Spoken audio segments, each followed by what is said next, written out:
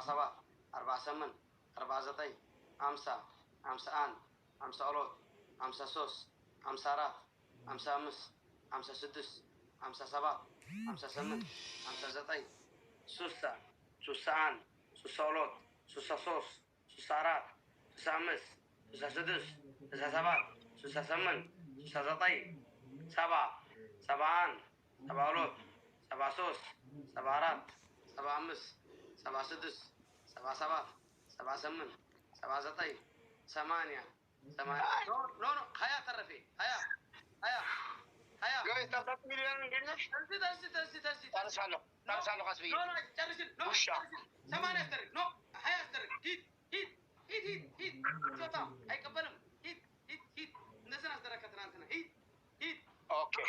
أنا Mal tikatam. no أي كتام تكتا هيد ترسي Okay. Ciao tayo zindat tuloy kang bola. Sa tikata ciao tayo zindat tuloy. هيا ترك هيدي Okay. Okay, Tris.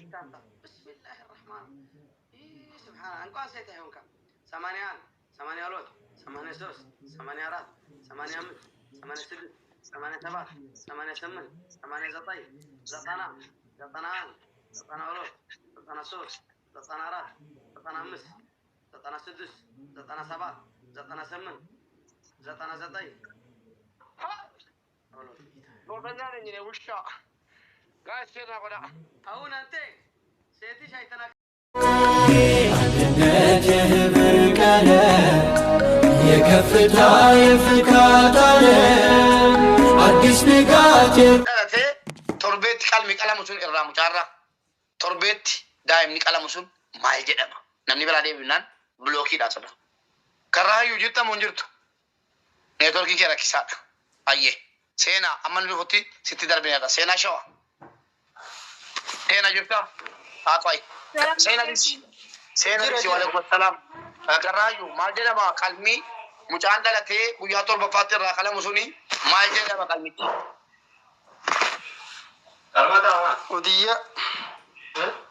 Uduhiyyaan guyyaa iidaayii qalama. Mucaan daa'imni dhalatee torbee tokkotti kan irraa qalan sun baruun dirqama. Maqaan isaa maal jedhama? Uduyyaa itti silaafis dhabdeettaa. Warri komentii qophaa'a. Jabaadhaa namni komentii naa balu hin jiru. Miftaa eessa jirtaa? Abboommu ta'e gurbattee namaa lan godha. Yeroo komentii jedhe komentiin battu. Maal jedhama warri jala namni hin beekne hin barata. Kittaannaa haqiiqaa hayaatii haqiiqaa jedhama galatoomi isa dheengaddaa maaliif ni hin eeggineeti falmataa dhugaa dheengadda yoo lakkoofsa keenyaa argitee jiraatte amma deemtee haa inaan jette jechuudha kun seegaan jira.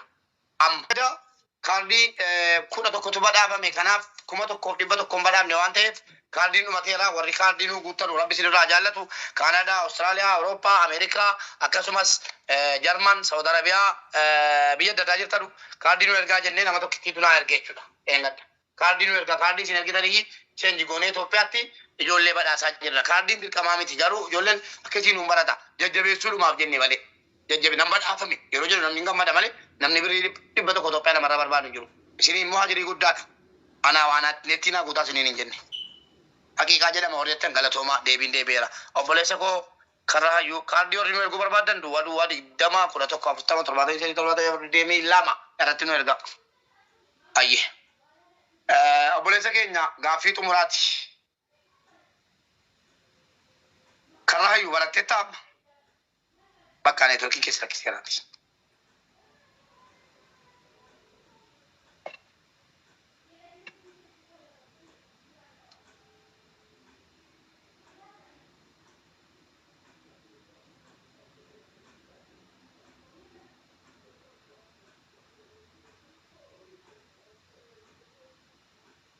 Namni yeroo jalqabaatiif dhaggeeffadhu. Namni yeroo jalqabaatiif Quraana afaan Oromootti hiike eenyu jedhama? Seenaa Shawaa barachuun dirqama. Abbaadha jechuudha.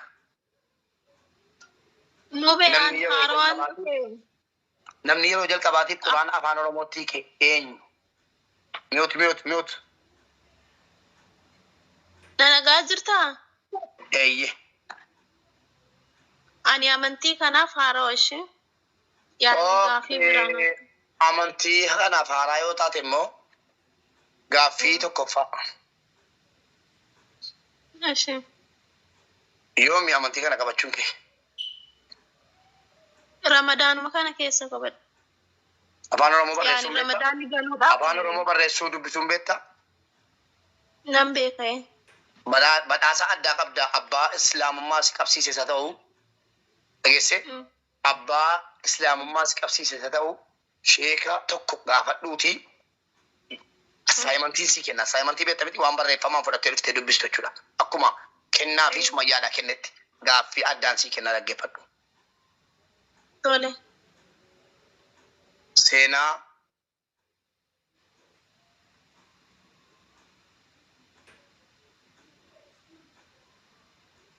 Seenaa Nabi Muusaa dhageesse? Barreeffadhu qaba. Seenaa Nabi Muusaa haga ta'e irraa waan ajaa'ibaa ta'e irraa xiqqoosii barreeffadhu qabdu. Tole inshaallah.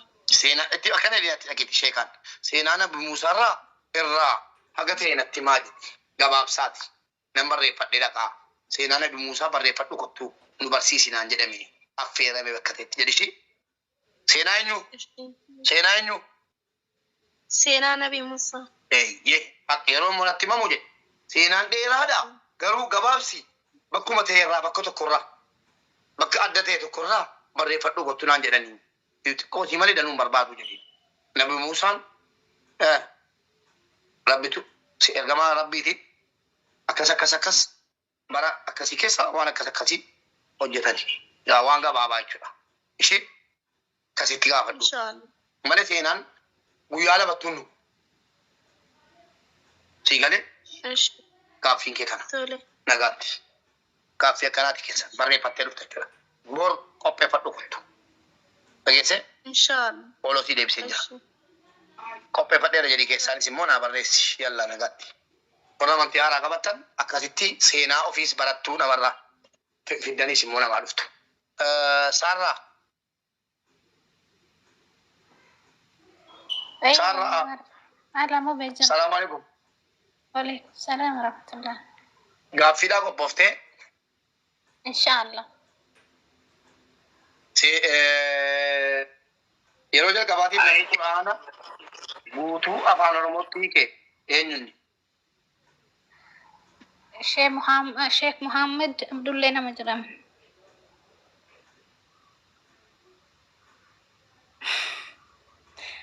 Sheek Muhammad Abdullee jettee in argatti meemee warri koomenti. Sheek Muhammad sirriidha Abdullee sirrii miti. In argatti meemee. Argattu. Sheek Muhammad Abdullee maal jette qaban hin beeku. Maaliif Abdullee jette? In argatti jedhan. No jedhaniiru ijoolleen. Haadha seenaa eeyyee dambee kaanu Sheek Muhammad ta'u Abdullee jette. No, Abdulleen Sheek Muhammad Rashad Abdulleeti bar. Likkit deebise. Kanaafan jedhe Sheek Muhammad Rashad Abdullee miti. Sheek Muhammad Rashad Kabir Abdullee yookiin immoo Abdallah. Ayya Abdullee itti. No, last name is last name is Last name baruun dirqama ka. Oromoo yoo hin beekne maal Araboota dhattee lakkoofti eenyunu. Oromoo keessaas nama seenaa hojjete baruun dirqama. Akkuma Islaamaattu namni afaan Oromootti deebise waan qalbii mitiin kun. Waan nabiyyii mitiin namni kun.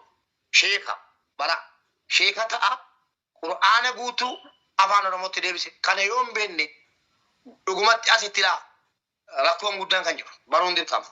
Oromoo taate nama Oromoo keessaa seenaa Islaamaa keessatti seenaa hojjete jechuudha. Ayyee akenni nuufi ree.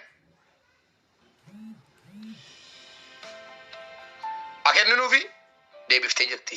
Ayyee qabadhu gaabboleettii keenya.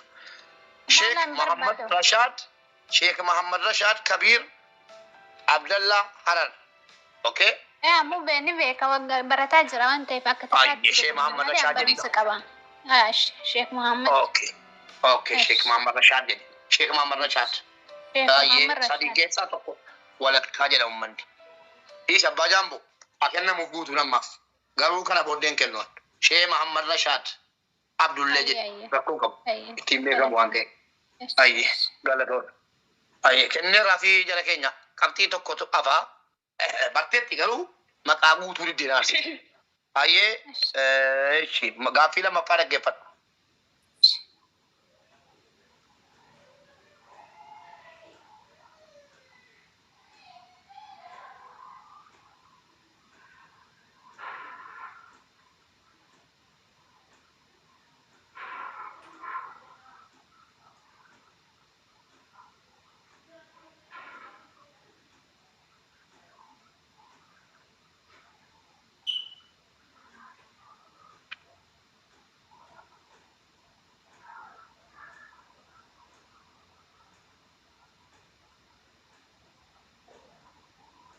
Rabbi Quraana bakka dhiisin gaafadhu kun jabaata. Waa'ee Quraanaa sirriitti beektaa waa'ee boqonnaa Quraanaa waan argata. Laa baay'ee miti garuu wanta tokko. Waan gaaffii salphaan gaafadhu.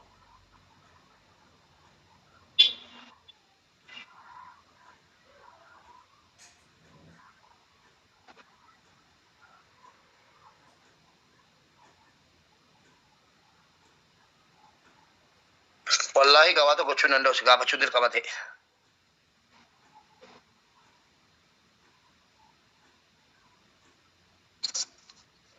Maqaa guyyoota torbanii keessaa kan Qur'aana keessatti dubbatame kami? Waa tokko gochuun danda'u. Barbaadeen nabi gaaffii salphaa wanti jedhamu hin jiru maaliif? Kun islaamummaadha waan ta'eef gaaffii salphaa naamin kun dubartiidha sabiyyiidhaan hin jiru dirqama. Qabrii keessatti dubartii. Maal jettee irra deemi? Qabrii keessatti dubartiinis dhiirris marra bukaa jedhamtee gaafatan tokkuma gosuma tokko gaafatamti malee ati dubartiidha dhiiran jedhamu kana jennaan gaaffii dhaggeeffadhu.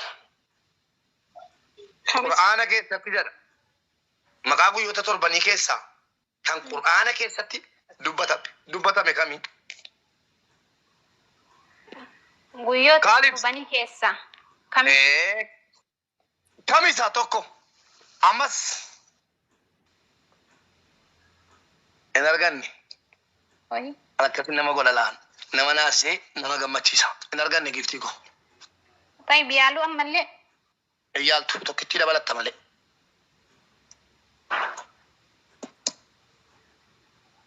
Maqaa guyyoota torbanii keessaa kan Qur'aana keessatti dubbatame kamii jedha gaafichi? Jabaadhu. Guyyaa Jumaa.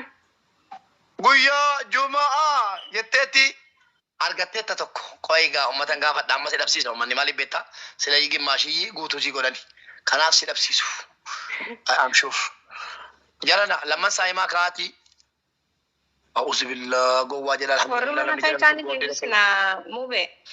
bilook jiraati laa hin deebistan laa isin gaaffii qabdu Jumaa ayyee sabti deebistaniittu eeyyee sanbata xiqqaa yookaan sabti sanbata xiqqaaf jimaata. Kanaaf obboleettiin keenya tokkittii walakkaa argattee waan ta'eef walakkaa wanni jalan hin jiruudhaaf deerta. Guutuu argachuu qabda. Lama siin kenninu ka. Silayyii guutuu kenniif. Qoy. Guutuu kenniifi. Guutuun hin kennamu ka.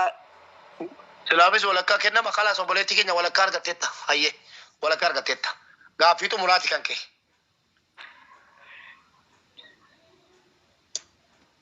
Argachuu danda'ee yaaluun anaaf waan guddaadha yalla. Guyyaa Jumaa fi sabtiidha. Sanbata xiqqaa jechuudha. Ayyee gaaffii xumuraa keeti. Ayyee.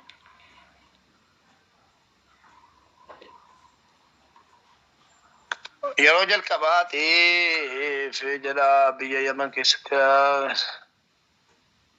Allahu akbar kana eenyuun hin deebisu gaaffiisadha.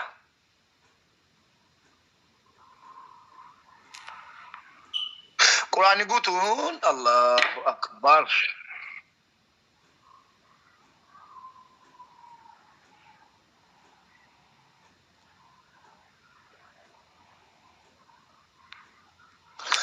Jidduu ilma namaa fi dhaggeeffadhu. Jidduu ilma namaa fi jidduu Yaajuujii fi Maajuujitti mootiin dhagaa ijaare eenyu? Kana baruun dirqama ka? Yoon beennilleen baratta ka?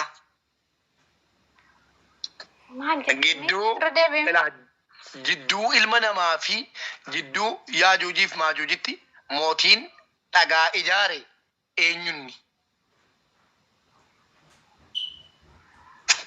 Allah gaafii na jabaadhaaf shiraa yoo dhabdanis hin barattu. Jabaadha. Hin beeku kan mu beekiyan dhiifama. Hin beektu ayyee namni mana keessaa deebisuuf jira.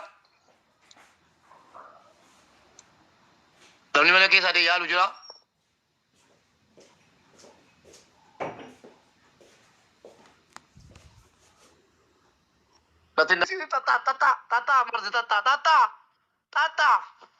Tata ganano kolfa amalatu oyo yemano bala oyo nada bane ere alla kemanne malenno yemanne wushata malenno wala robel wala jinni wala minamen alfaram ene alfaram alquram okay ene alfaram yene family jirra family malenno يا قالوا إني ما ندونكم على النو سبحان الله أوري مثلا الجايس ورب الكعبة سوي مسلم سبحان الله ليلا فوتو بتعلق وي إيه فوتو يولي بناتاچو بابا تاچو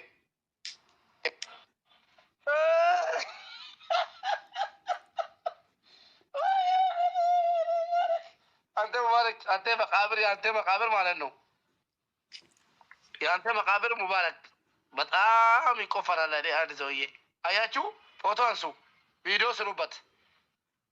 እሺ፣ አንድ ቪዲዮ ደግሞ አሳያችኋለሁ። አሁንም አያችሁ፣ የኛውን ጋሼ ገብረ ጻዲቅ ገብረ ሚካኤል ገብረ ኢድሪስ ይባላሉ። ልጆች ይልካሉ ፎቶ ዛሬ። ቆይ ሌላ አለ። አሁን ደግሞ ይኸው ጆሊ ታፕታ ቆላ ሸርጎላ ወይኔ ንግድ ካምፓኒ አንዱ ቪዲዮ አሳያለሁ። አሁን በጣም የሚገርመው ቪዲዮ ማለት ነው ይሄ ነው። ወላሂ አንደኛ ቪዲዮ ይሸለማል። ይሄ ቪዲዮ ቀዳ የሰራ እንደዚህ ወላሂ ይሸልማሉ። አምጡ፣ ይሄን ልጅ አምጡልኝ፣ እነዚህ ልጆች አምጡልኝ። ወላሂ ይሸልማለሁ። እኔ ትንሽ አንበሳ እሰጣለሁ። አያችሁ፣ እያለቀሱ ነው እነሱም ቪዲዮ ልጆችን እዩ። እጆሌ ላላ እያለቀሱ ማለት ነው ከኔ ጋር። ቆይ ይሄ ቪዲዮ የሰራ ፈልጋለሁ። አያችሁ ልጆቹን ያለቅሳሉ ፎጣ ለብሰው። ትግራይ ናቸው፣ የጁንታ ልጆች ናቸው። ወንዳ በጣም ጁንትስ እያለቀሱ ነው።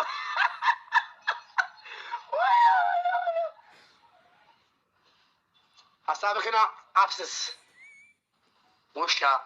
ራቅ ካሜራ ራቅ። ሄደዛ ራቅ ካሜራ ሴንቲሜትር ውሸታ من أباش شهر الوحدة أهلا يا شهر القرآن أهلا يا شهر الغفران أهلا يا شهر التوبة أهلا